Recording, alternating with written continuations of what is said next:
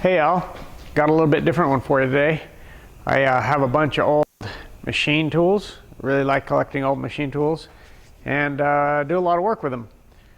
I'm going to walk you through replacing a contactor that fried while we were in the middle of a job and trying out the GoPro a little bit. The footage isn't great. I'm working on it. If you like this kind of video, let me know. I can do more of it or whatever you want to see. We'll get back to shock videos pretty quick, but I wanted to mix it up a little bit and let us know what you think. Houston, we have a problem. This is my Cincinnati, one of my Cincinnati Series 0 manual mills. I've got a piece chucked in the vise and I'm trying to square it and do another project for another video. And the poor Cincinnati has let the magic smoke out of the contactor. Familiar how these older machines work? If you are or aren't in there and all that monkey motion, power comes in, goes through a contactor, and then is distributed to switches and things to run motors and things, coolant to pumps, all that stuff. Well, that right there, the contactor, let the smoke out. So typically on one of these machines, like most, I don't have the phase converter turned on, so it won't do anything, but you press start, closes the contacts, and then you can rotate the directional rotary switch, and you can stop it when you need to stop it, start it, stop it. That way the coolant, it doesn't come on when the contactor is not engaged. So fortunately, like everybody, I happen to have another Series 0 in here. A little bit different machine. Has a power feed. Right there, that's a power feed. That's what they used to look like back in the day, but the gears have all been taken out. It's also been, well, the wiring. This is the main master kill. You can't see very well in there, but the wiring that come off the main master kill has been disconnected and it's been direct wired right to the motor by somebody else, not me. But it has a contactor and it happens to be the exact contactor I need. So let's see if we can't rob Peter to pay Paul and get the Cincinnati in better shape running again. So I figured we'd get a better look at what it looks like before I take it all apart and forget. That way y'all can remind me what it's supposed to look like. Alright, you guys don't forget what that looks like. So here are the two together. This is the bad one. It's all crusty here. Magnet no longer works. This is broken off. This goes in here and it broke off. It's crusty and corroded. It's old. This machine right there says January 20, 1960, I think. Pretty sure. That machine, 1956. They both should have been made on the same line. This is a Series 0. This is also a Series 0. It has more features. So yeah. This is a 2023 model, October 5th.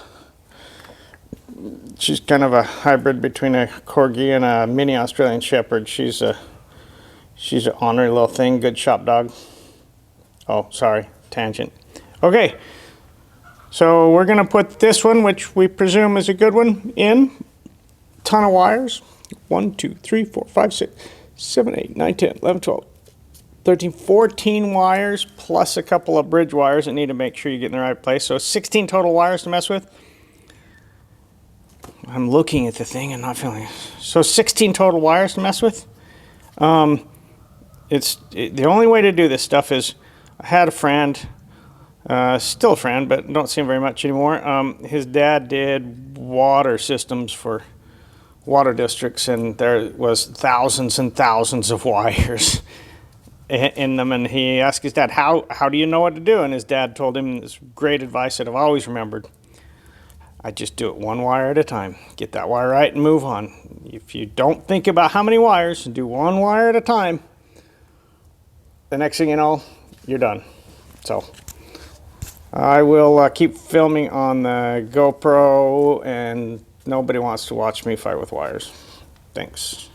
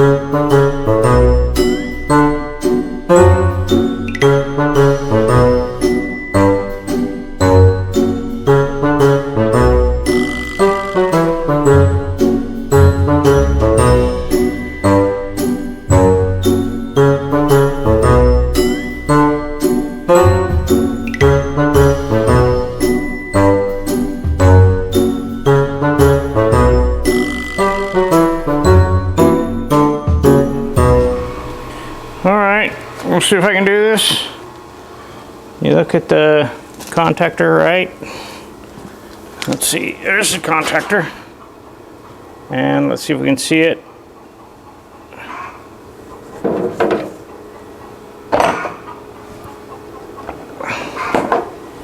There's the contactor.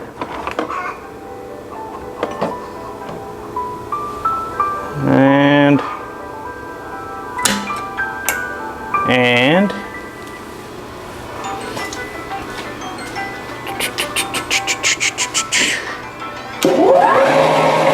we're in business. Thank you, 1956, for giving 1960 a new life. And now we got to figure out something for the 1956, but more to come.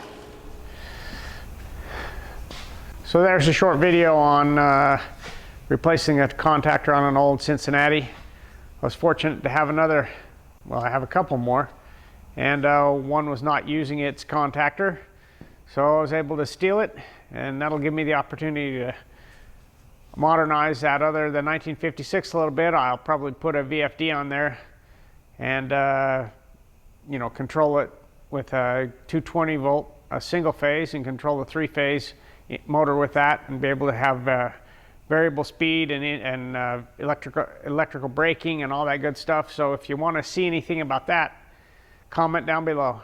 Let me know what you think, and like, subscribe, recommend us to your friends, all that other stuff. We really appreciate you watching, and you guys, we'll see you later.